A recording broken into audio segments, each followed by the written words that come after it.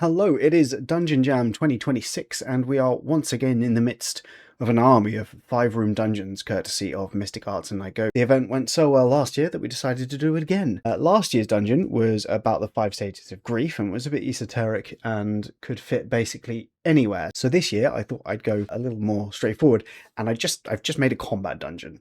So if you've ever wondered what it would be like to fight 5 of the scariest creatures from Magic the Gathering and really put your players through it, if you're a DM, then congratulations. This is your chance to do just that, because each of these creatures is CR26, and this dungeon is designed to be hellish to get through. So if you have a party that you want to test out, this could be the chance. Let's go ahead and get to it, shall we? As ever, you will be putting up with a tiny version of me in the corner of the big version of the things I'm reading. I always say I don't script my videos and then I read off the screen, which is kind of like scripting. It's kind of a lot like scripting. But I'm going to give you the general run through instead of reading absolutely everything. The dungeon here is called Praetor's Rest, and it is made up of 5 rooms, each of which houses one of the Praetors from Magic the Gathering. These are biomechanical creatures with oil for blood that are basically aiming to assimilate everything else into them because they believe they are a superior version of existence. It's very Dalek-y, Borgy, right?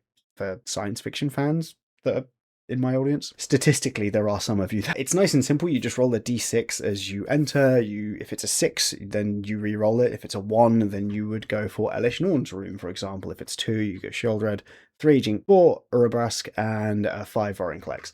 And then if you've already rolled a number and you re-roll it for the next room, you just keep going, right, until you've done all 5. Each room houses the boss itself, along with some unique effects. Elish Norn's, for example, will blind you. Shieldred's has a bunch of bones in it because Shieldred's a necromancer worm thing. Jingataxias's can fill up with acid to make the fight a lot more challenging. Urabrask's has a varying light level because of all the smoke the fire has in it, and Vorinclex's has some big old trees because we like big old trees. I've not drawn maps for these because I've gone for a more simplistic approach to the design of the rooms. I've given descriptions of all of them as well as the effects that they have, and I reserve the right to have changed some of the stats. So at the moment it's a DC 15 con save to avoid being blinded, and I think that's probably fair against high level adventurers, but if you want to make that harder, you can. Along with the bosses, each room also houses some Praetor's minions. This is a generic stat block which changes based on which boss they have. You roll 2d6 as the room is created, so as you roll the number of the room to dictate how many of these there are, and at initiative count 20 you roll 1d4 to add another one of these. These are simpler creatures, just CR level 9. I've gone for the Phyrexian Obliterator artwork here. They've got fairly middling stats, but they have pack tactics because it's my favourite ability and you can't stop me using it, and each of them has either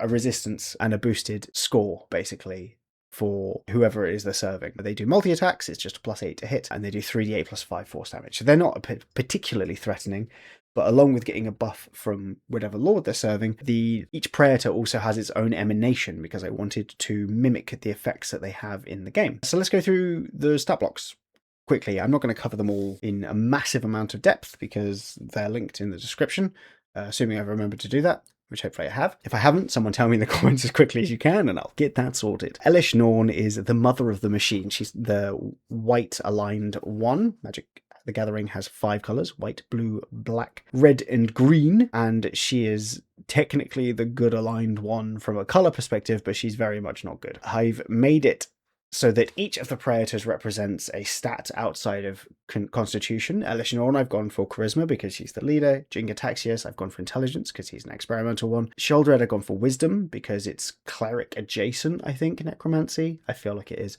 Urabrask is Dexterity, and then Vorinclex is Strength. This mimics not only the abilities that they have in the game, but also how I feel like they should fit into the world of D&D. Elish Norn has an AC of 19, 536 hit points, which is a fair amount, 50 feet of speed, a bunch of immunities and resistances, with the main immunity being Radiant, and a few different. None of the Praetors can be Charmed, Frightened, or Made Unconscious. Outside of the attacks and any spells, 3 of them have spells, 2 of them do not. Outside of that, the main thing that really defines these creatures is the traits, not the magic resistance one, that's very normal, and legendary resistance is also very normal, but the emanation that each of these has. Elish Norn has an emanation, a 40-foot emanation from herself, which in which her allies deal double damage and enemies only deal. Elish Norn's emanation is a 30-foot emanation, as they all are, and it makes it so that her allies deal double damage and her enemies only deal half. So you need to be outside of that emanation to damage her, which is going to be a pain. Sorry for melee characters. These creatures, so Elish Norn in Magic the Gathering, in the first iteration,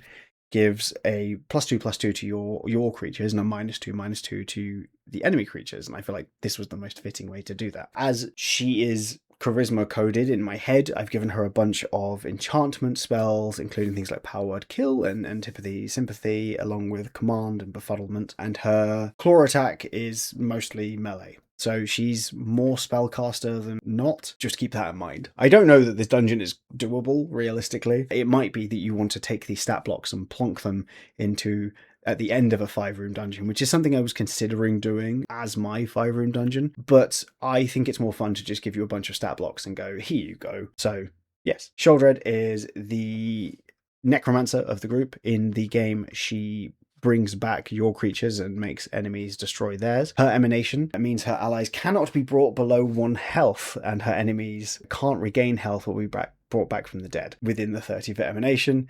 That is bad for everyone involved, and it means that the addition of more and more Praetor's minions every single round could be absolutely cataclysmic, so you do need to be careful. She has a bite attack, which automatically critical hits if she has already hit someone with it, because she crits with it, but she can only make 1 bite per turn, and she can use spellcasting. Her spells are all necromancy, unsurprisingly. Axios is the creepy scientist of the bunch, blue in MTG.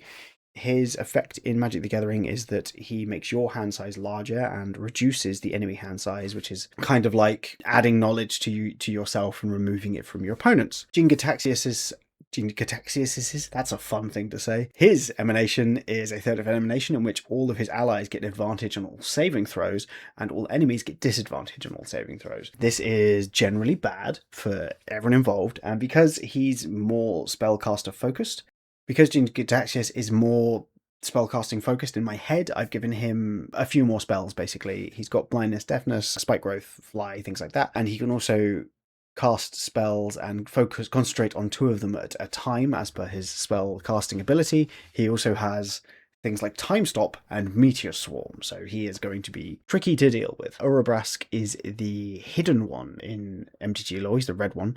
He gives your creatures haste and makes everyone else's come in tapped, which means they're slower, effectively. He's also the best of the bunch. He's a bit more honourable than the other Praetors, and I've put him as medium. The others are all large or huge. He's medium because I feel like it's more fitting. His emanation allows allies to move twice as fast and make 2 reactions, so it doubles their speed.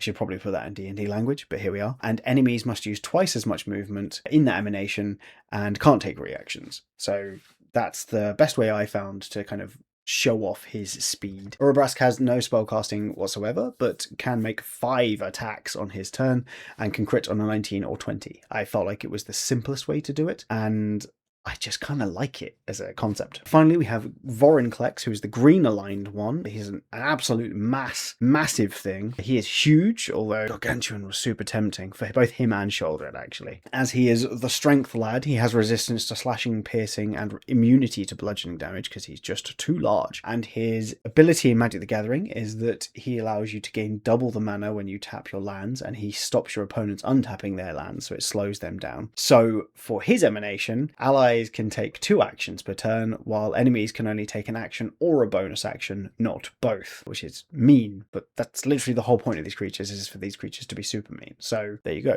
He makes 3 slam attacks and 1 stomp. It does a fair amount of damage, and the stomp is a strength saving throw as he just smashes down basically and potentially gives the prone condition to creatures. Each of the bosses has a way of healing themselves or something else interesting with their legendary actions as well. So it's a nasty dungeon, and while I appreciate a more authored approach could be fun with these things, I do think that the idea of this high level combat gauntlet could be a really fun way to muck around with some of the stupid builds I put out and to see whether or not they can hold up against all of these things. As a DM, if you're looking at this, and I'm assuming you would be a DM, then you can consider how you would want to use these creatures. If you want to put them in a boss rush, basically, or something more nuanced, then you can. Oh, and for players, upon completing the dungeon, one of the players can gain the emanation of one of the prayers, along with increasing their stats by 1. You might want to let each player choose an emanation. That is perfectly fine. The way that these work for the players is that they require no action to activate, last for an hour, and can only be used once per long rest. So yeah,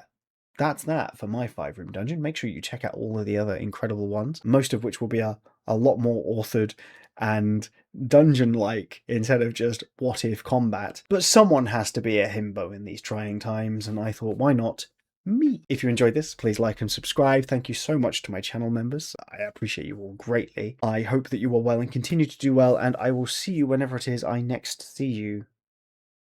Goodbye.